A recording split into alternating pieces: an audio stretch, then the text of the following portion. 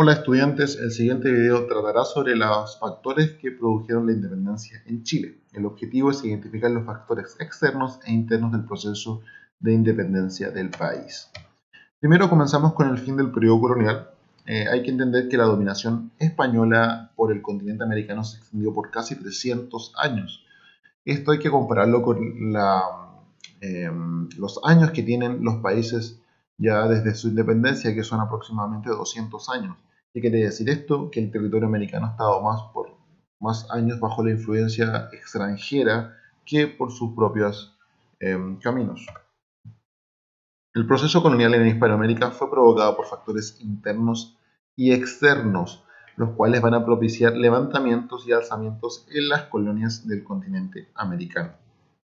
¿Cuáles son los factores externos que inciden en los pensamientos de los independentistas?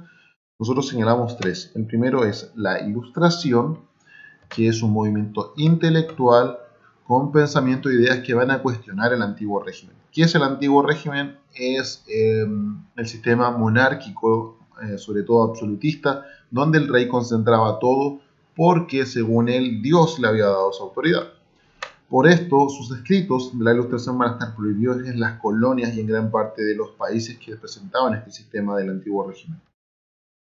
La independencia de Estados Unidos en 1976 también va a ayudar que el pensamiento de la Ilustración vaya a llegar a las colonias españolas y sobre todo este pensamiento de libertad, de independencia de España.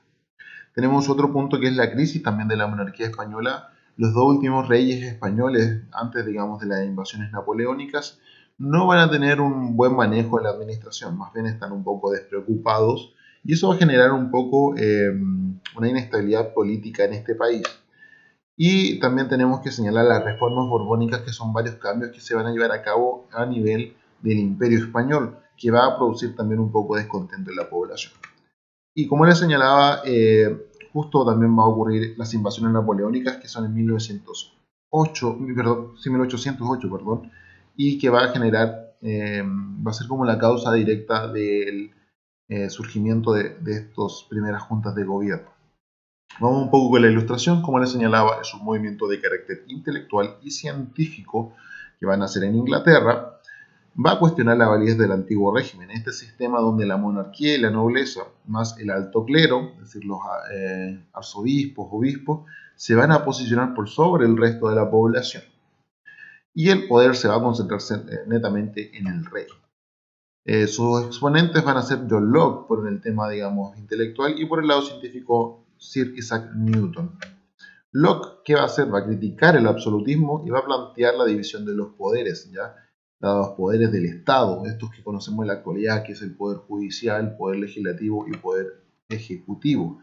Y eso en Francia, donde se va a repartir por todo el mundo. ¿Por qué en Francia? Recuerden que también en esta época Francia va a vivir un proceso igual de revolución, la Revolución Francesa, que va a acabar con la monarquía de ese país. Sus principios son libertad, fraternidad e igualdad. Una de las cosas que se fundamenta harto el tema de la Ilustración es en el uso de la razón, ¿ya? ¿Qué quiere decir esto? Usar la razón por sobre la superstición. Es por eso que se van a basar en el tema de la educación y progreso de la misma ciudadanía. Y además van a tener un rechazo a la revelación divina y la tradición de la iglesia. Esto se refleja porque más que nada la iglesia era la que llevaba a cabo este tema de la superstición. Ahora ellos abogaban por el uso de la razón, la investigación. Un movimiento un poco, como les señalo, más intelectual. ¿Cuáles son estos pensadores ilustrados que tenían esta idea? Tenemos varios. Nosotros vamos a mencionar a algunos como Montesquieu, Diderot, Rousseau y Voltaire.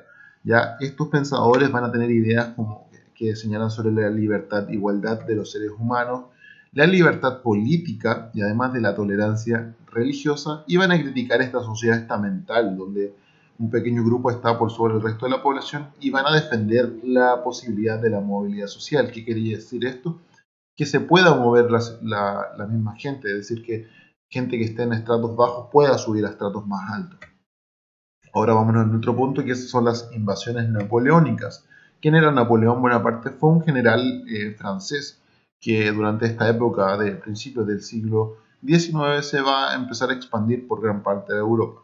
Y dentro de esta expansión va a invadir España en 1908, donde va a deponer y va a tomar prisionero al rey Fernando VII. Esto va a provocar en las colonias americanas, digamos, este proceso de emancipación. Entonces podemos señalar que esto va a ser como la causa directa del proceso de independencia de América.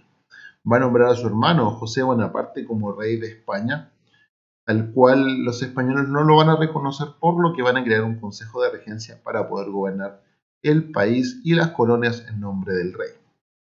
Ahora vámonos a los factores internos que inciden en el pensamiento de los independentistas. Esto quiere decir que son factores que van a estar dentro de la misma colonia y que nosotros los podemos obtener del descontento que existía en la población. Primero, una discrepancia entre criollos y peninsulares.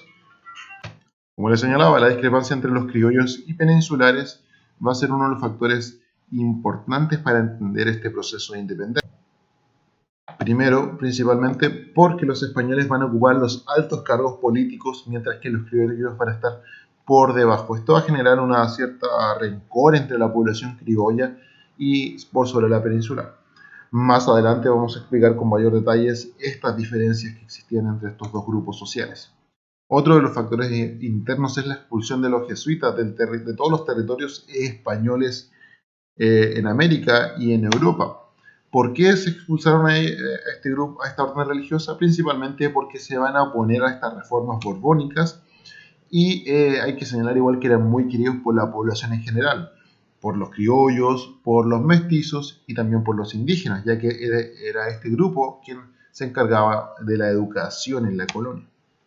Va a haber también un malestar económico producido principalmente por el monopolio comercial. ¿Qué quiere decir monopolio? Que solamente había un comercio con España y con nadie más. Entonces eran los españoles quienes fijaban los precios de los productos y eso generaba igual un cierto descontento de no poder generar mayores riquezas. Y además un contrabando económico producido por el mismo monopolio, donde piratas, corsarios comerciaban con los criollos y esto generaba también un malestar económico en la misma economía colonial.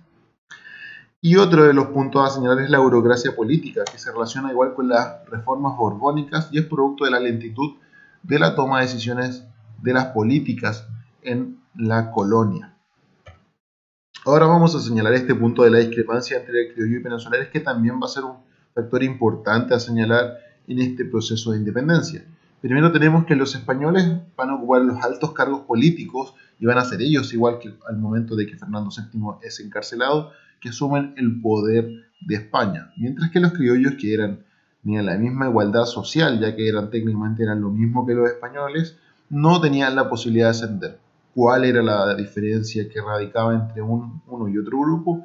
Era que los españoles habían nacido en la península española, en Europa, mientras que los criollos habían nacido en las colonias. Y esto ya generaba una desigualdad social entre ambos grupos. Hay que tener en cuenta que los españoles en sí, los que llegaban acá, muchos llegaban a trabajar en cargos políticos y no eran muy buenos funcionarios reales. Ya no, los últimos gobernadores españoles en Chile fueron muy cuestionados producto de que tenían problemas de que eran opresores, eran corruptos y favorecían el contrabando. Es por esto que se va a generar un descontento de la población criolla sobre los españoles. Ahora nos vamos a las causas de la primera junta de gobierno, las cuales van a ser producidas por el encarcelamiento del rey Fernando VII y vamos a tener que los españoles, los peninsulares, se van a reunir y van a formar un consejo de regencia y un consejo de regencia de España y las Indias, perdón.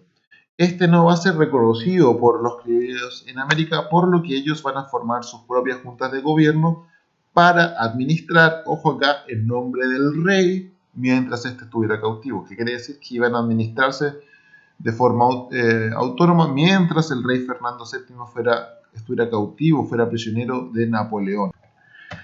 Para ir adelantándonos un poco, esto va a provocar mucha agitación social producto de los levantamientos que van a haber y va a asumir Mateo de Toro y Zambrano. Este va a convocar un cabildo de ciudadanos notables donde van a establecer una autonomía de España, pero sin dejar de reconocer al rey como la autoridad máxima. Ahora una breve explicación de la actividad. Ustedes tienen que indicarme estas 4 preguntas y enviarlas al correo del profesor correspondiente. Hasta la próxima, estudiantes.